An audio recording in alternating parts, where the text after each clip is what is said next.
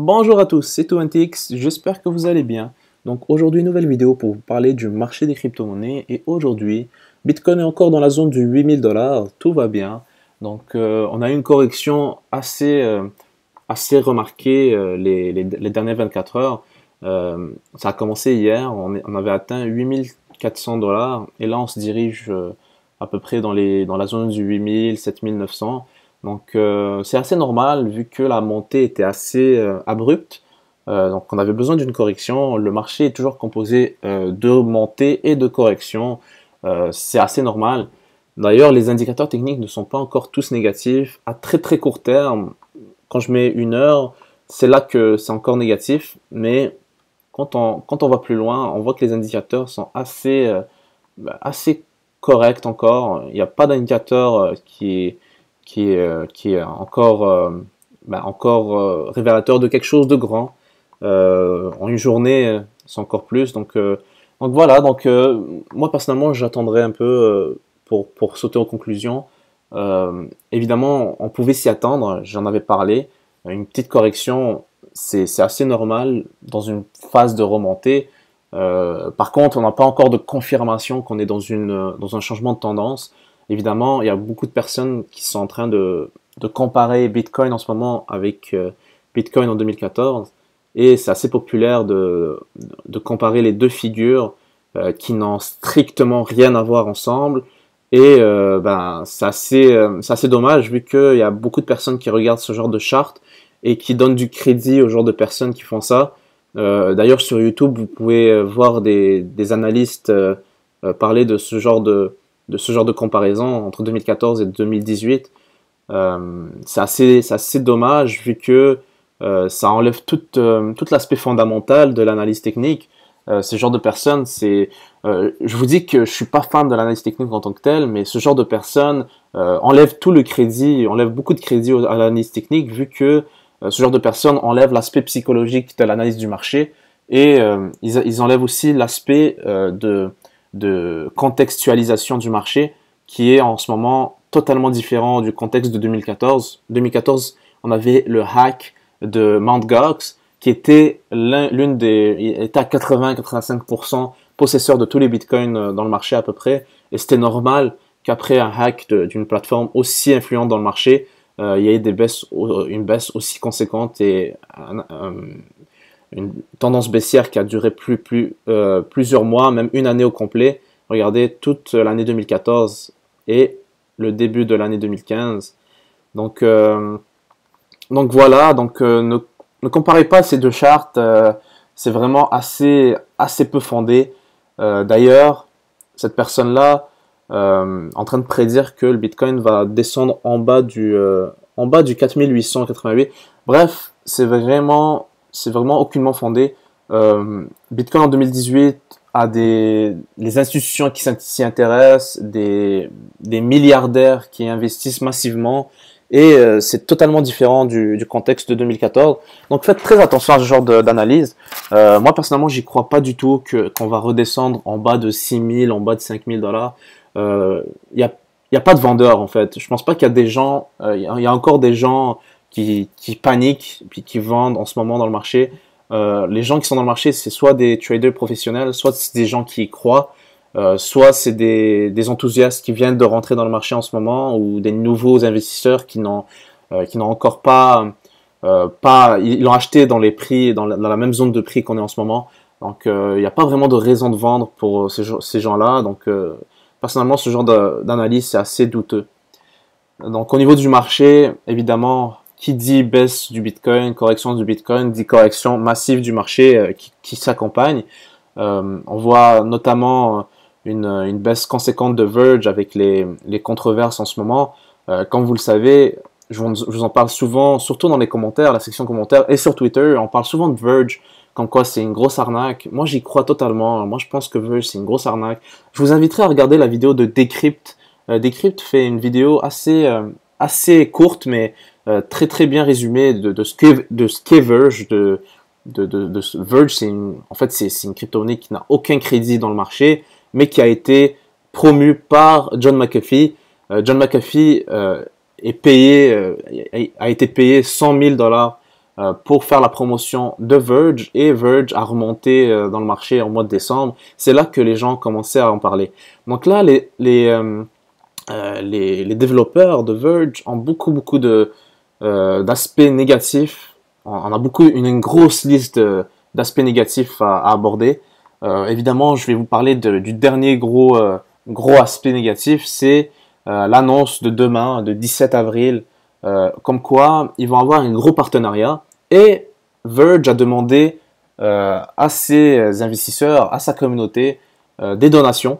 Apparemment, ces donations vont servir à établir le partenariat, mais je ne sais pas si vous êtes au courant, mais un partenariat n'est pas supposé impliquer une large somme de 6,4 millions de dollars juste pour être partenaire. Un partenariat, normalement, c'est un accord entre deux parties pour un but commun. Je ne pense pas que ce soit juste unilatéral. Ça s'appelle pas un partenariat, ça s'appelle une publicité payée ou un rachat de compagnie. Bref, c'est vraiment assez douteux. D'ailleurs, il y a 18 millions de Verge qui ont été transférés du portefeuille de donation au portefeuille Binance pour être liquidé. Et ça tombe en plein dans la taxe, le jour de la taxe qui est demain, le jour des impôts, le dernier jour des impôts. Donc il y en a beaucoup qui parlent du fait que c'est nécessairement pour payer leurs impôts qu'ils ont demandé autant d'argent. Et les développeurs en ce moment, ils ont répondu plein de trucs bizarres sur Telegram, comme quoi ils avaient besoin d'argent pour payer Ledger. Mais comme je vous l'avais partagé sur Twitter, euh, les, les développeurs de Ledger Nano S, le hardware wallet de crypto-monnaies, pour stocker ces crypto-monnaies, donc ici, donc ils disent qu'ils n'ont pas de partenariat. Donc Ledger a démenti l'information, et donc ici, ben évidemment le développeur de Verge dément aussi. Il dit qu'ils ont vraiment eu une conversation, mais là on parle de millions de dollars. C'est vraiment pas sérieux. C'est vraiment pas sérieux. Regarde ça. Regardez ça, et là il y a un développeur qui dit nous avons effectivement pas parlé à Ledger encore, et le truc le plus drôle, c'est que ben en fait Ledger a annoncé que ça ne coûte rien d'être intégré à Ledger. C'est un vote communautaire, la communauté se met d'accord pour ajouter le token ou la crypto-monnaie, donc c'est gratuit. C'est gratuit, donc c'est totalement n'importe quoi. D'ailleurs, on a une nouvelle information, je vous l'avais partagé aussi sur Twitter, c'est que le développeur principal de Verge a été condamné 8 fois entre 2003 et 2010 pour différentes raisons comme la fraude, etc. Donc, si vous êtes encore investi à Verge, pensez-y deux fois. Regardez la vidéo de Decrypt pour avoir plus d'informations, puisqu'il aborde encore plus de sujets par rapport à Verge en tant que tel, par rapport au protocole, par rapport à la crypto-monnaie en tant que tel. Donc non seulement les personnes derrière Verge sont très douteuses, mais en plus c'est une crypto-monnaie assez peu efficace, et qui est loin de ce qu'elle promet être. Une troisième nouvelle assez intéressante, mais en même temps assez triste. Ian Balina a été hacké, a été piraté. D'ailleurs, Ian Balina, pour ceux qui ne connaissent pas, c'est une personne qui partage souvent ses portfolios sur Twitter. C'est un grand influenceur dans le marché des crypto-monnaies. Dans le domaine des ICO, il a investi très tôt dans certains ICO, il a fait fortune là-dedans, et il a construit un business là-dessus, et il s'est fait pirater.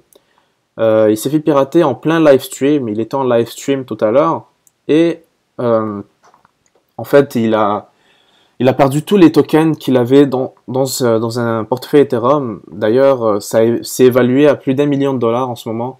On peut tout de suite voir les portefeuilles qui ont été vidés. Voici le portefeuille du hacker, la personne qui a volé les trois portefeuilles de Ian Balina pour 230 000 dollars, 297 000 dollars et 236 000 dollars. Évidemment, quand je dis quand je dis 236 000 dollars, c'est sous forme de tokens. Wabi, Nucleus Vision, etc. Donc il y a beaucoup, beaucoup de tokens qui ont été transférés. Regardez, il y en a beaucoup, beaucoup. Constamp et ici, Loom et Encash. Donc ça c'est assez dommage vu que ça a fait un effet quand même assez grand dans le marché. Tout le monde en parle en ce moment. Et Ian Balina, en fait, le truc le plus stupide, je trouve, on peut vraiment le dire, c'est stupide, c'est qu'il s'est fait pirater parce qu'il avait laissé ses clés privées dans son email et son email a été piraté. Donc ça, c'est assez ridicule. Donc il a mis ses clés privées sur Evernote et il a fait confiance donc au serveur de Google pour ça.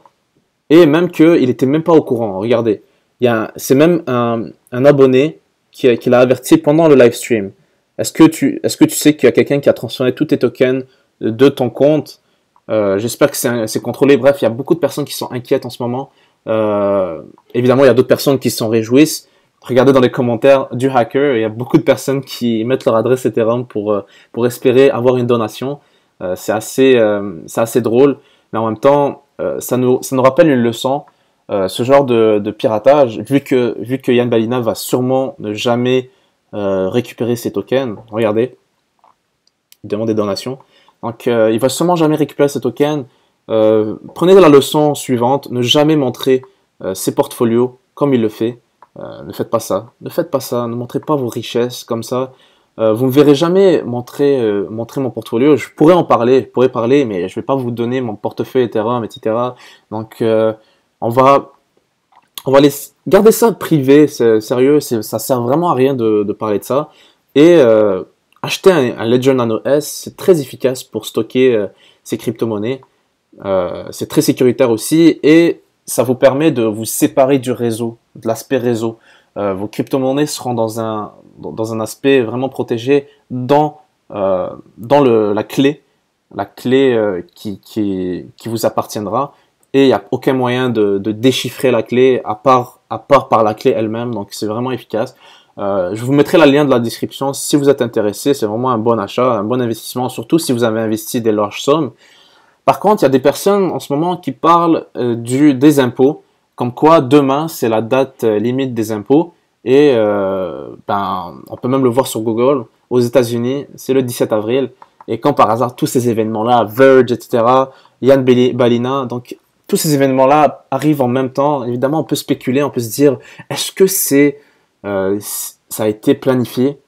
On peut toujours se poser la question, mais je me suis dit que Ian Balina, ses impôts, il va les payer par rapport à 2017. Donc, je ne vois pas pourquoi il orchestrait un faux piratage maintenant, en 2018, alors que tout ce qui se passe maintenant, ça va être pour l'année prochaine. Donc c'est assez douteux comme théorie, mais on peut toujours spéculer. Il y a beaucoup d'arnaques dans le marché, il y a beaucoup d'escroqueries. Ian Balina est réputé pour être quelqu'un de très très gentil, bien, une bonne réputation dans le marché en fait.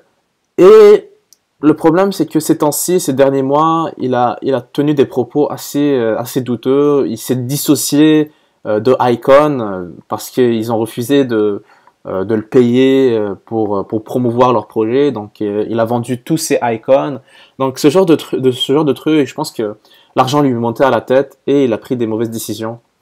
La morale de l'histoire, faites attention. Faites attention et je vous mettrai des mises à jour sur Twitter. Ajoutez-moi sur Twitter, Mr20x, si vous voulez avoir des informations complémentaires sur l'affaire. Si jamais je vais essayer de me tenir informé. Sur Reddit, il y a toujours des gens qui sont au courant des petites manigances, les gens qui mettent en lumière des escroqueries. Si jamais c'est une escroquerie, il y a quelqu'un qui va le dire sur Reddit, c'est sûr. Donc voilà. Sinon, il y a une petite nouvelle que j'ai trouvée intéressante, c'est que la plus grosse plateforme d'échange, la deuxième plus grosse plateforme d'échange en Allemagne va lancer une application d'échange de crypto-monnaies. Donc, en fait, la plus grosse plateforme d'échange du marché boursier, c'est elle qui s'en occupe et ça s'appelle le Bison App. Ça va permettre d'échanger du Bitcoin, de l'Ether, du Ripple, et du Litecoin. Et ça va sortir en septembre 2018. Ça, c'est très très intéressant. En Allemagne, je pense pas qu'il y a beaucoup d'options pour les investisseurs et toutes les approches comme ça qui sont déjà connues vont être mieux reçues par les gens du marché. Bourse Stuttgart a une bonne réputation. Donc ça, c'est très très bon. Et sinon, ça va être tout pour aujourd'hui. J'espère que la vidéo vous a plu. N'hésitez pas à laisser un j'aime, ça m'aide beaucoup. N'hésitez pas à vous abonner, à mettre une notification pour ne rien rater. Et comme d'habitude, merci d'avoir regardé ma vidéo. Je vous souhaite une excellente journée.